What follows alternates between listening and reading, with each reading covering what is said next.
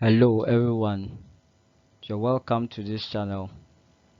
My name is Opoke Eric and today I'm going to show you how to delete items on the computer. Hello, so now let's see how easy we can delete items from our computer. So let's say I want to delete this particular file. Let's say this particular file. So what you have to do is you have to just right click on the file.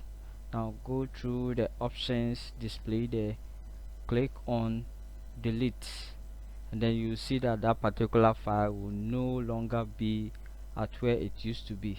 So I'm going to repeat the process again. So I'm going to delete a particular folder. So let's say I want to delete this folder. Right click on the folder, go through the option, look for delete, click on delete, and the folder will no longer be there. So this is the simple way for deleting items on the computer. Thanks for watching.